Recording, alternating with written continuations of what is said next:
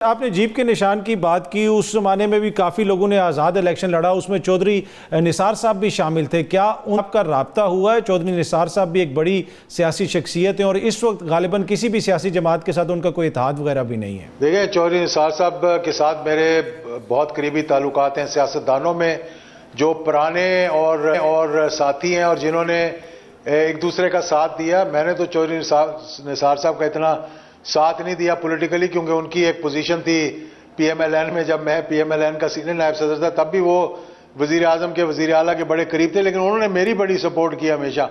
تو میں ان سے بھی بات کروں گا. میری شاہد خاقان عباسی صاحب سے بھی ملاقات ہوئی تھی سرسری طور پر، لیکن وہ یہ الیکشن لڑنا نہیں چاہ رہے. اگر ان سے بھی میں دوبارہ بات کروں گا کہ اگر وہ ہمیں کم سے کم الیکشن نہیں لڑنا چاہتے تو ہم چاہتے ہیں کہ وہ ہمیں ایز این الائنس ہماری سپورٹ کریں ضرور. ٹھیک ہے.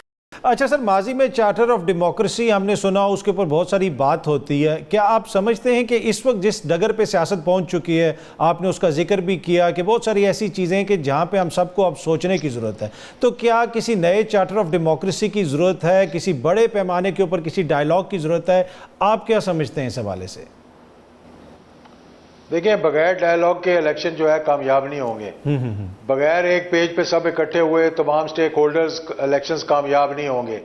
چارٹر آف پاکستان کی میں نے بات کی تھی، اور چارٹر آف پاکستان کو آپ اس طرح بھی ڈیفائن کر سکتے ہیں کہ پاکستان سینٹرک یہ ہونا چاہیے، جس میں کہ ہماری پالیسیز کے بارے میں لے آؤٹ ہو، ہماری پولیٹیکل اینیمیٹی کے بارے میں لے آؤٹ ہو، جس میں کہ پولیٹیکل جو کہتے ہیں نا کہ پالیٹکس آف ریونج، یا یہ کہتے ہیں کہ politics of economy of revenge, کہ ایک نے اگر شروع کیا تو دوسرے نے کیا. یہ میں سمجھتا ہوں کہ فوج نے اس وقت چاہے خود یا حکومت کے مشورے کے ساتھ جو SIFC بنائی ہے، یہ واحد ایسا ادارہ بھی بنا ہے جس کی میں 1990 سے بات کرتا آ رہا ہوں، نیشنل سیکورٹی کونسل کے بارے میں، جس پہ ایک آرمی چیف نے بات کی تھی تو ان کو عہدے سے ہٹا دیا گیا تھا. یہ بعد میں یہ نیشنل سیکورٹی کونسل بن گئی، اور اب یہ اسپیشل انویسٹمنٹ فیسیلیٹیشن کونسل جو بنی ہے، اس میں اس لیے کہ جو ہمارے روایتی سیاستدان ہیں، جو وزیر اعظم آتے رہے، انہوں نے اپنی کریڈیبلٹی کھو دی ہے. ان کے اتنے اسکیلیٹنز ہیں کبڈ کے اندر کہ جب وہ جاتے ہیں باہر کے ملکوں میں کوئی بات کرنے، پاکستان میں انویسٹمنٹ لانے کے لیے، تو باہر کے لوگ یہ سمجھتے ہیں کہ یہ شاید اپنی جیبوں میں ڈالیں گے، ملک میں نہیں لگائیں گے. اس لیے پچھلے آپ دیکھ لیں کہ 16 ماہ میں بھی اور اب بھی جتنی ٹربل شوٹنگ کی ہے، یا تو آرمی چیف کو کرنی پڑی ہے، SIFC بنی ہے اس میں وہ بیٹھے ہوئے ہیں، اور دیگر معاملات جو ہے وہی طے کروا رہے ہیں. ٹھیک ہے. اچھا سر، اس میں ایک ہی یہ بڑا امپورٹنٹ پوائنٹ آپ نے اٹھایا ہے، لیکن الیکشنز کے بعد جب نئی حکومت آ جائے گی، جن اقدامات کی جانب آپ نے اشارہ کیا، اس کی کیا گارنٹی ہے کہ یہ اقدامات اگلی حکومت بھی آگے لے کے چلے گی؟ دیکھیں، جب سارے سٹیک ہولڈر اکٹھے ہوں گے تو وہ آگے لے کر چلیں گے. اب اس میں کوئی گارنٹی والی بات نہیں ہے، لیکن ایک چیز جو بنا دی جائے نا تو اس کو پھر چلانا بھی آسان ہو جاتا ہے.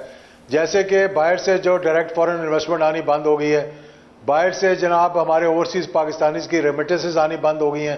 ایک ہمارے الائنس کا جو ایجنڈا ہے وہ یہ ہے کہ اوورسیز پاکستانیز کا اعتماد بحال کرنا ہے، ان کا ووٹ کا حق بحال کرنا ہے، اور انہیں پاکستان کی طرف دوبارہ اپنے گھر کی طرف دیکھنے کی متوجہ کرنا ہے ان کو.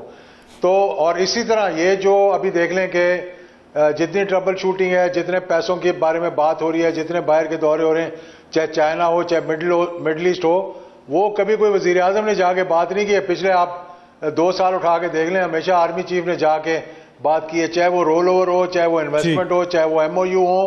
UAE کا بھی ابھی جو دورہ ہوا تھا اس میں بھی دیکھا آپ، وہ ساتھ گئے تھے جب ہمارے انٹرم وزیر اعظم گئے ہوئے تھے وہاں. ٹھیک. اچھا سر، بریفلی بتا سکیں اگر آپ تحریک انصاف کا فیوچر آپ کیا دیکھ رہے ہیں؟ دیکھیں، تحریک انصاف ایک پولیٹیکل پارٹی ہے، اور تحریک انصاف جو ہے وہ اپنی پرفارمنس پہ الیکشن ضرور سر، پر آپ کا جو قومی ایجنڈا ہے سر، آپ کا جو قومی ایجنڈا ہے اس کے اندر تحریک انصاف بھی کہیں فگر کرتی ہے؟